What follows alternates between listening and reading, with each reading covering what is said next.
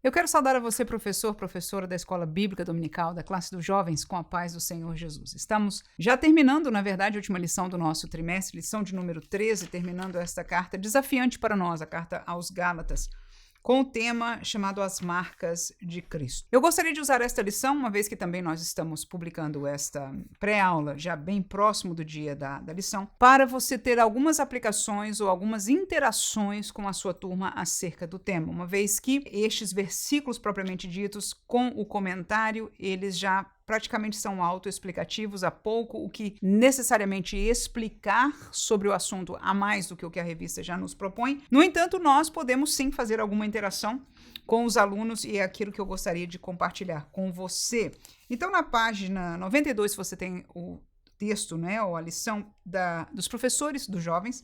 Então, no tópico número 1, nós temos o bem deve permanecer sendo feito, firmeza no fazer o bem seria o primeiro subtópico. E eu quero neste tópico 1, subtópico 1, focar nesta palavra, a firmeza de fazer o bem. Fazer o bem é um mandamento de Jesus. E eu vou levar você, vou propor para que você traga este texto para a sua sala de aula, a Mateus capítulo 5, Sermão da Montanha, o primeiro sermão de Jesus público. Do versículo 44 ao 48, nós vamos encontrar o paralelo da palavra de Jesus a esta orientação paulina. Você está acompanhando, estamos fechando um trimestre de uma carta do apóstolo Paulo a uma igreja que ele abriu, uma igreja que ele discipulou, uma igreja que ele acompanha o crescimento e a permanência na fé. E ele diz para elas no versículo 9 e 10, não nos cansemos de fazer o bem, porque a seu tempo ceifaremos se não houvermos desfalecido. Versículo 10 diz, então, enquanto temos tempo, façamos o bem a todos, principalmente aos domésticos da fé. Então, a palavra, a orientação de fazer o bem em todo o tempo, a todos, com uma cláusula de que principalmente aos crentes, não é isso?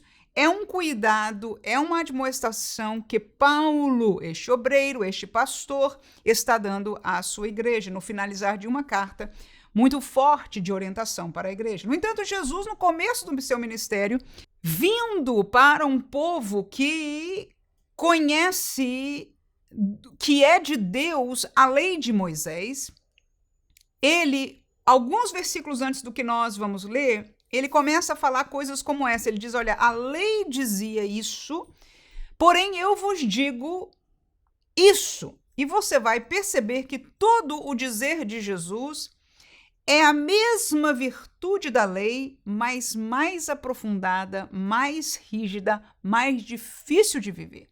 Ora, se alguém, como judeu, eles diziam, ninguém foi possível de ninguém cumprir a lei perfeitamente, portanto, eles não puderam ser salvos pela lei, como então se Jesus estava fazendo este nível muito mais complicado?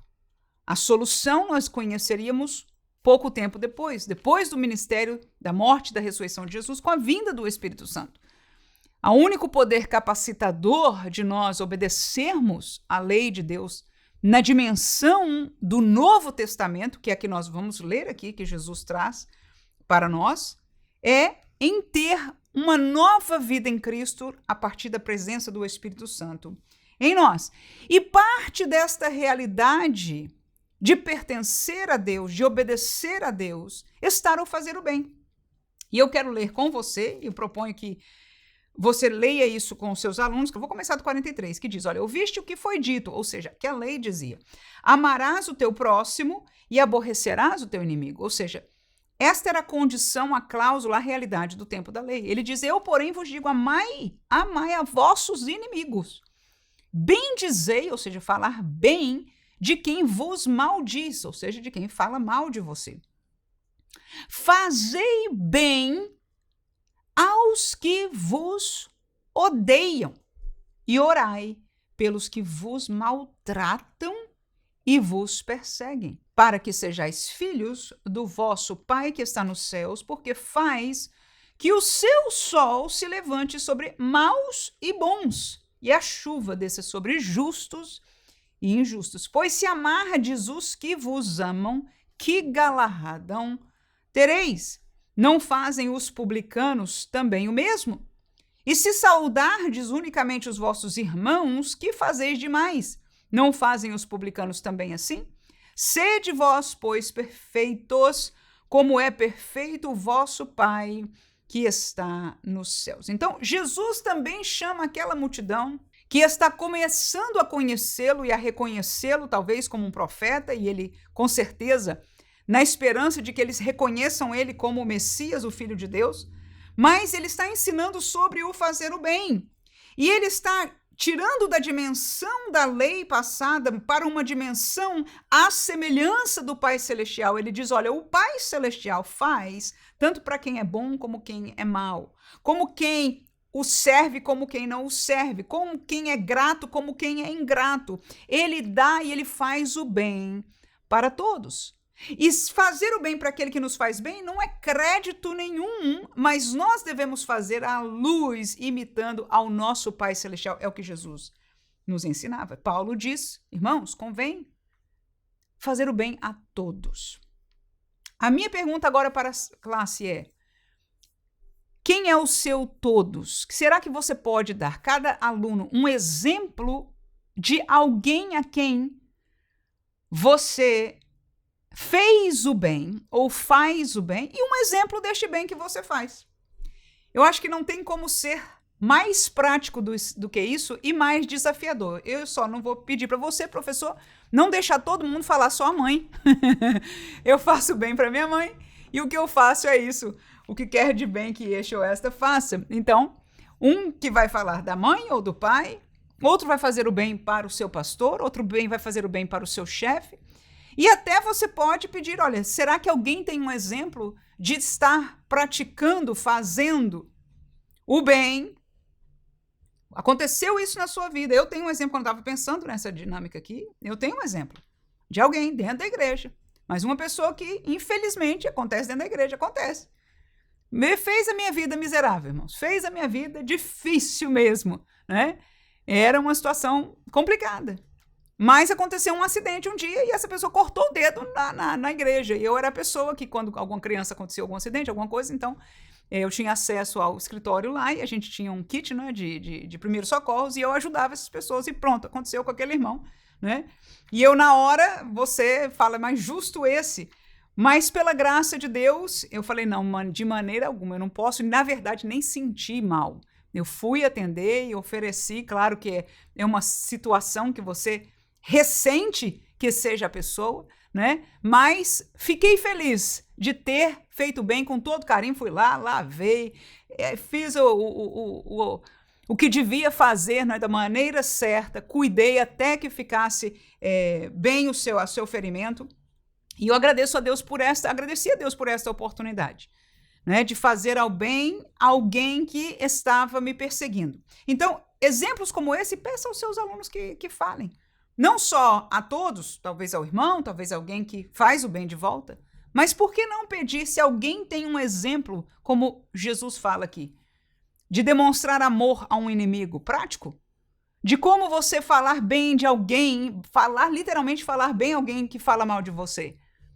Será que você tem orado, né? Alguém tem aqui testemunho, talvez nesse caso, principalmente se o exemplo for dentro do contexto da mesma igreja local, não se fala o nome da pessoa, né? Se isso aconteceu assim, mas um exemplo prático de vida de fazer o bem.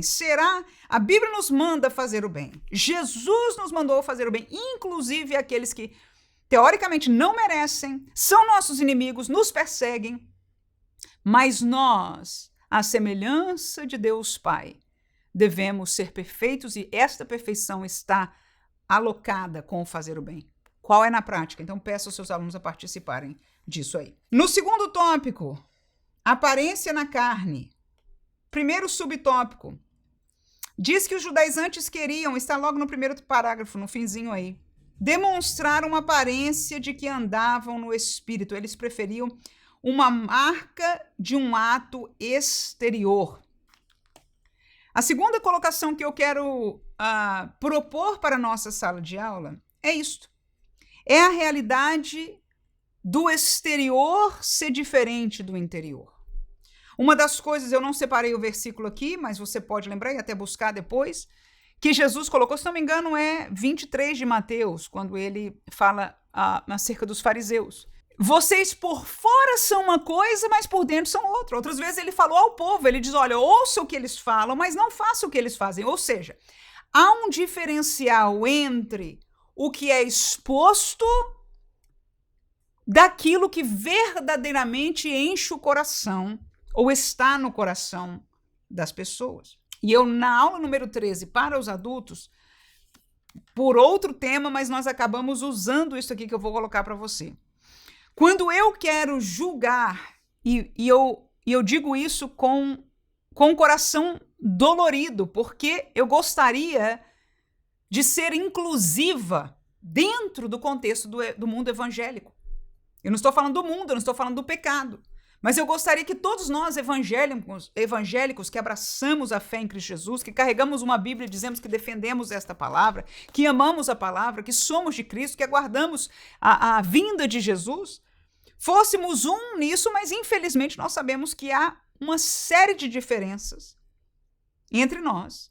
E muitas coisas nós vemos na aparência. A aparência hoje, como foi no passado, é um assunto de grande debate. O que pode, o que não pode, o que é certo, o que não é certo, quem está julgando, quem está deixando de julgar, se é assim que Deus julga, se não é assim que Deus julga. Então, os jovens estão bem afetos a isso, principalmente porque a eles é proposto uma série de mudanças da realidade da igreja que a minha geração viveu. Hoje a igreja esteticamente e as pessoas da igreja esteticamente são completamente diferentes daquela que eu cresci. Ora, será que a mudança é só estética? De maneira alguma. De maneira alguma. Sempre o de fora reflete o de dentro. Agora, alguns podem estar certos. Olha, essa mudança não é pecado. Não há problema. E como julgar o que é, o que não é, o que há, o que está, o que deve ou não deve? Os judaizantes queriam uma prova exterior. E a maioria das pessoas, em cada um destes grupos diferenciais, também tentam explorar ou defender a sua tese com uma prova exterior. Eles dizem, olha, nós decidimos ser assim, mas a prova é que a igreja está crescendo. A igreja está crescendo, os jovens estão vindo aos milhares. É uma prova. E assim, cada um tenta colocar outros do outro lado, lá do outro lado, diz, não, a prova é que nós permanecemos, né, no mesmo parecer que dos tempos bíblicos. Pronto. Cada um vai defender e nós sempre vamos usar, ou vamos ter a tendência de usar alguma coisa exterior para provar a realidade, o que nós estamos com Deus, que estamos bem. Mas a pergunta é como saber se estes dois se chocam? Será que Deus aceita tudo? A resposta para nós que eu encontro biblicamente são baseadas em 3 coisas. Primeiro, o fruto na vida da pessoa, ou da vida da pessoa. Ou seja, é crente de verdade?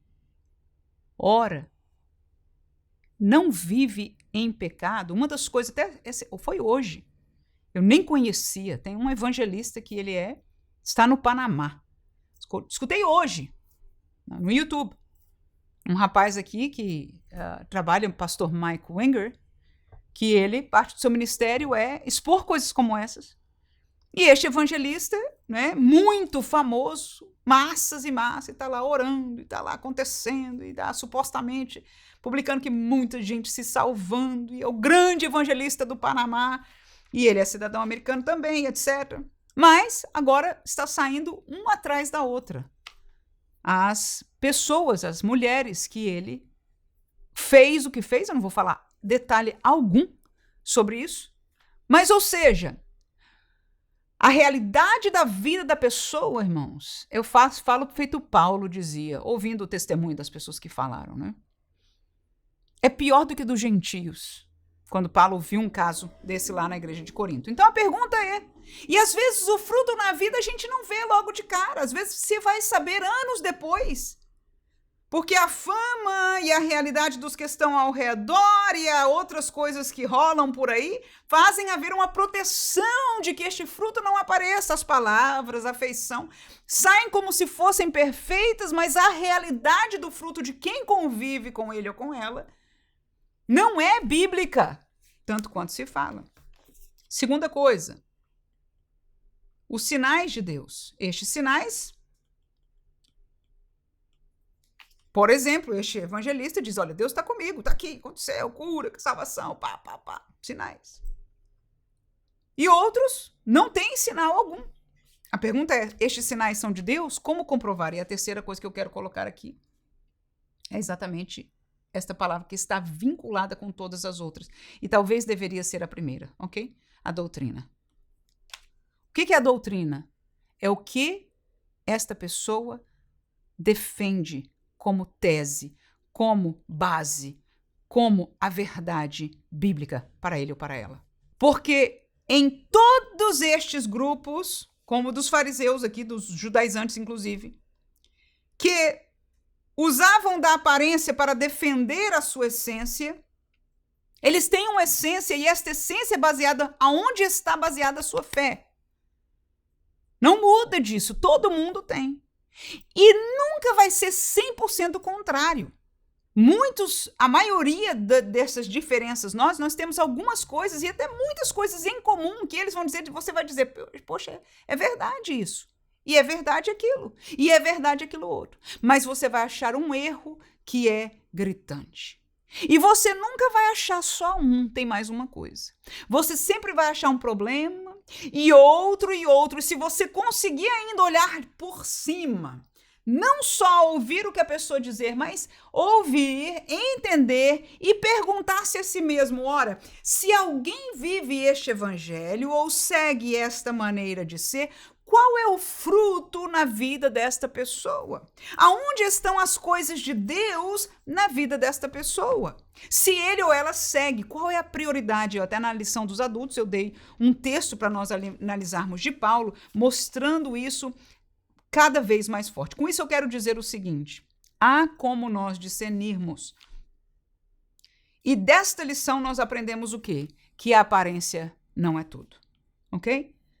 Podemos julgar só pela aparência? Não. Alguém conhece a essência? A princípio, não.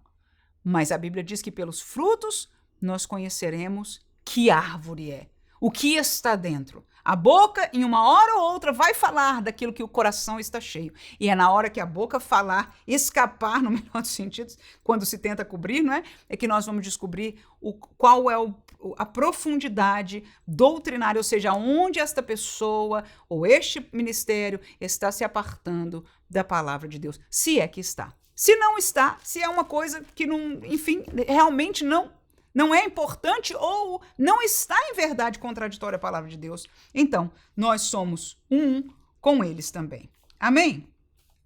Então, a aparência na carne é a segunda coisa que eu colocarei ali. Página 94, lá em cima, ele fala em quem gloriar-se.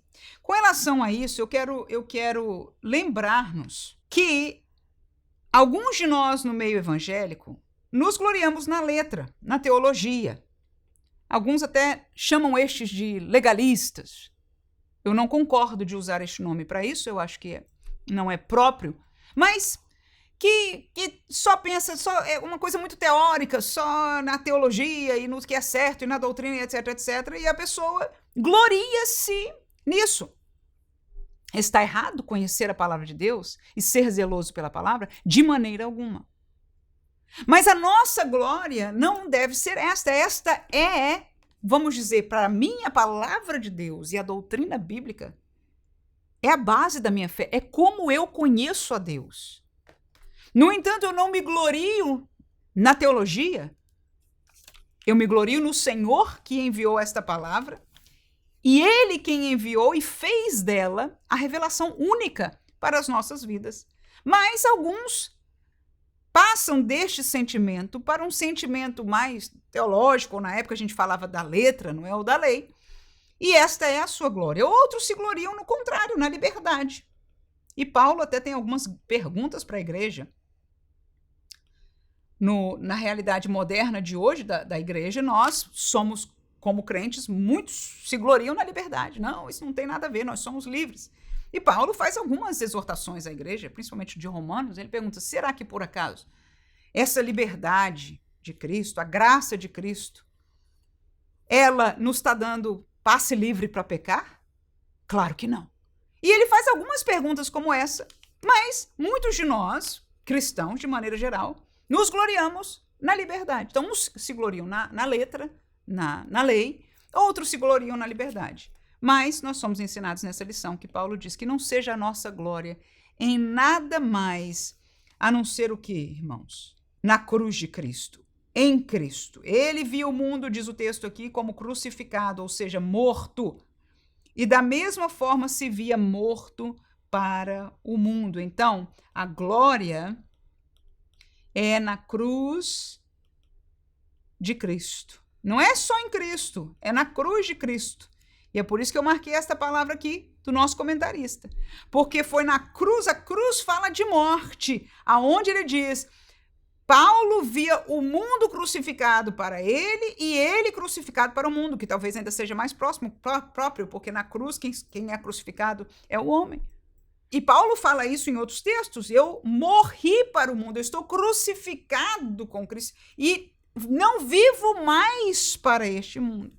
Então, a nossa glória é em nos separar do mundo enquanto nós temos ouvido, principalmente no meio dos jovens, um evangelho que nos manda imergir no mundo com propósitos divinos, com propósitos cristãos, com propósitos bíblicos, com propósitos, segundo eles. Mas um evangelho de imersão, de participação no mundo, quando aqui, neste texto, nós vemos algo diferente.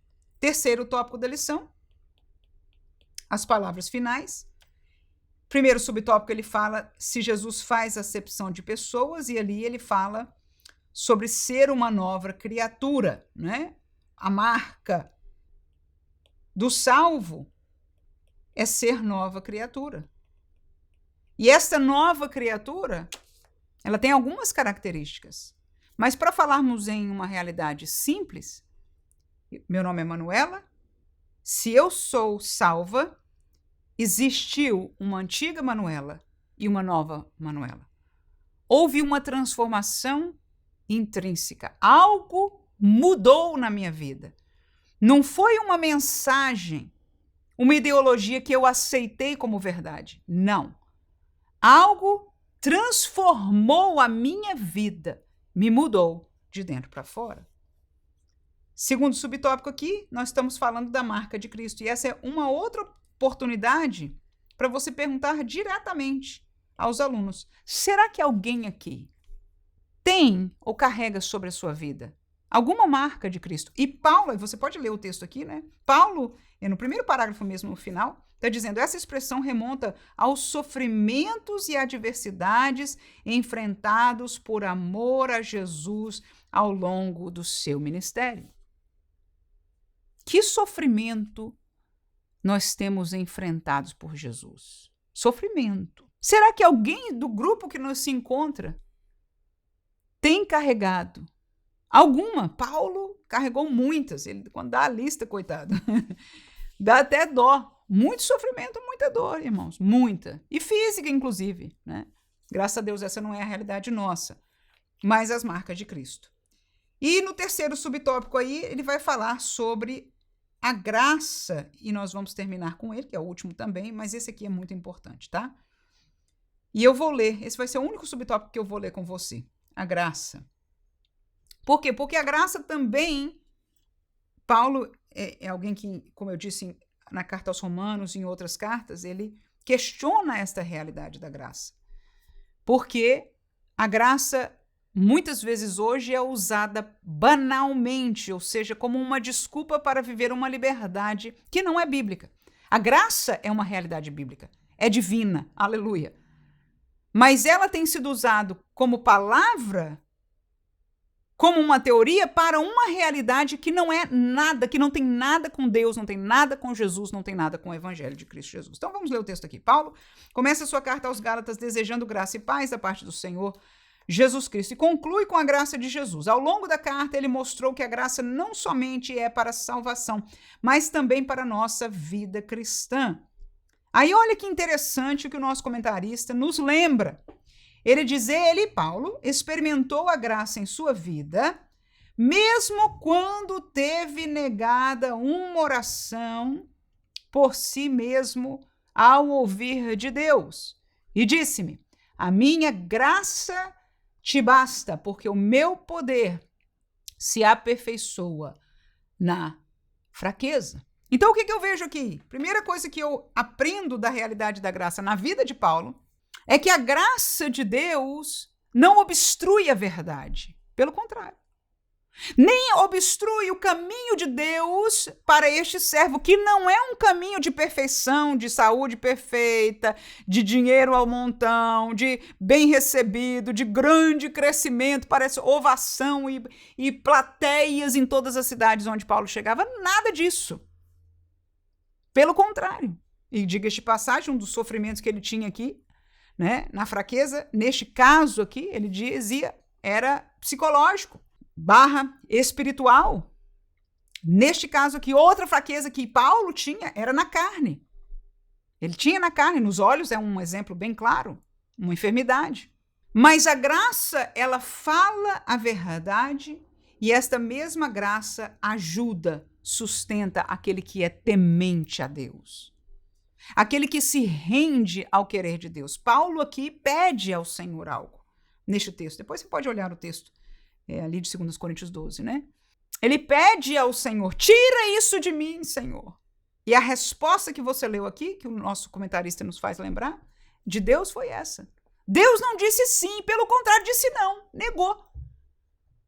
Quem de nós hoje prega, ensina, vive, quer ouvir uma pregação que a resposta de Deus é negativa para uma coisa que nos está trazendo sofrimento, que não é pecado, não é nada.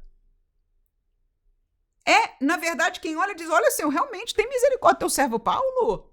Mas a resposta de Deus foi não tiro. Mas Paulo, a minha graça te basta. Aleluia. Então, esta graça de Deus é a força de Deus que nos vai ajudar, que nos vai sustentar numa realidade que não é perfeita nem é boa. Então, essa é a primeira coisa que eu aprendo aqui da graça de Deus. Segundo, o autor aos Hebreus, eu estou continuando, falta pouquinho para terminar o tópico, nos orienta aqui, cheguemos, pois, com confiança ao trono da graça, para que possamos alcançar misericórdia e achar graça, a fim de sermos ajudados em tempo oportuno. Então, quando eu li este versículo, eu lembrei, ou fui lembrado aqui, não é?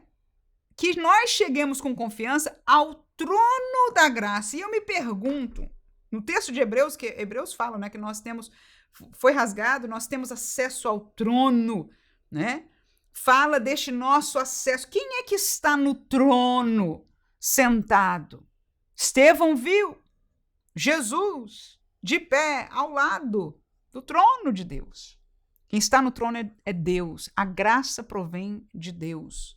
Então a graça, esta graça está no trono, é a segunda coisa que eu aprendo. E a terceira e última coisa, eu quero deixar um versículo bíblico aqui que eu amo. Desde que eu descobri este versículo, eu guardo como muito precioso. Em verdade, são alguns, o 11 é o principal para mim, mas eu vou ler Tito 2, do 11 até o 13. E a gente vai terminar a nossa lição com este texto aí, tá? Diz o seguinte: porque a graça de Deus se há manifestado, trazendo salvação a todos os homens, ensinando-nos que, renunciando à impiedade e às concupiscências mundanas, vivamos neste presente século sóbria e justa e piamente, aguardando a bem-aventurada esperança e o aparecimento da glória do grande Deus e nosso Senhor Jesus Cristo. Ok. O primeiro versículo, o versículo 11, fala de uma graça que todos, inclusive no dia de hoje, toda sorte de igreja gosta de falar desta graça. Ele diz, e é a mesma, mas por isso eu li mais versículos. Ele diz, a graça de Deus se há manifestado, amém? Todo mundo sim, em Jesus a graça foi manifestada, ok? Trazendo salvação a todos os homens, não é dando salvação. É trazendo. Por quê? Porque a salvação ela é oferecida. Jesus ofereceu, Paulo ofereceu, os apóstolos ofereceram. Quem crê e confessar, vem. Ou seja, quem aceitar. A graça ela é oferecida, mas ela primeiro foi trazida, foi feito manifesta, ok? O querer de Deus é o que está escrito aqui. Trazendo, ou seja, oferecendo salvação a todos os homens. Quando veio Jesus, foi para cumprir um desejo de Deus Pai. Nós conhecemos por João 3,16. Para que todo mundo, não mais barreiras de gentios ou judeus, não, todos pudessem alcançar. Então a graça veio trazer e oferecer salvação a todos.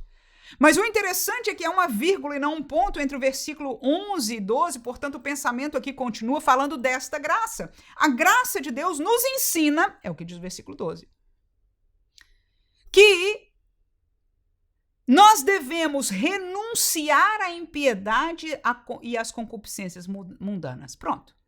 Então a graça é linda de Jesus, mas ela ensina, e ela ensina a renunciar ao mundo.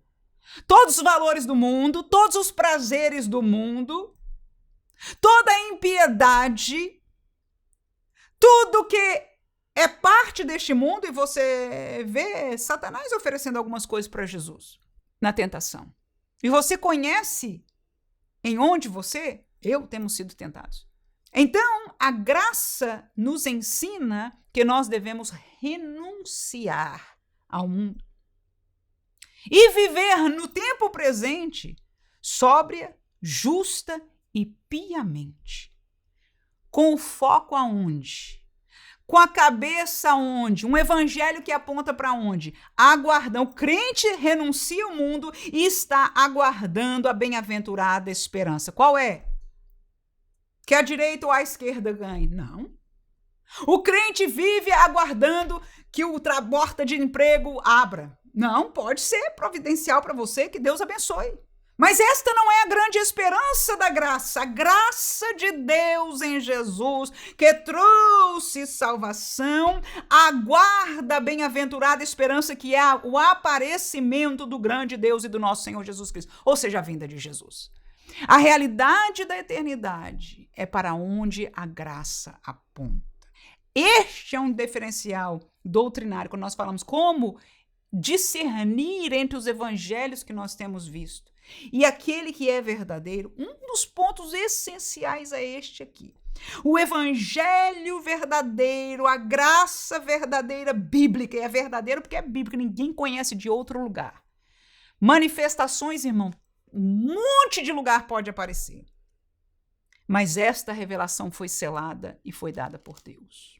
E esta revelação nos diz, e terminamos esta lição com esta verdade, que a graça tão linda que todos nós, em comum, todos nós, no passar das épocas da igreja, velhos e jovens e crianças, obreiros com um visual super moderno e outros bem da antiga, todos levantam a bandeira da graça de Deus, mas a pergunta, será que a graça que ele ou ela pregam é a graça bíblica? Se ensina a renunciar às coisas do mundo, os prazeres do mundo, as prioridades do mundo, e ensina a estar aguardando cada dia da sua vida o que é por vir na outra realidade da eternidade, é a graça de Deus. Amém? Agora, se nós estamos sendo levados a só investir, só pensar, só viver, mesmo com o nome de evangelho, vamos dominar as esferas da sociedade. Da sociedade? Peraí. Quando Jesus diz, o meu reino não é deste mundo. Então, abracemo-nos com a graça verdadeira, porque infelizmente, até a graça foi pervertida, mas pela graça de Deus, por ela mesma, a palavra permanece e aquele que é Deus zela por ela. Que Deus abençoe você, professor, professora. Trimestre que vem estaremos juntos, se assim Deus nos permitir. Amém.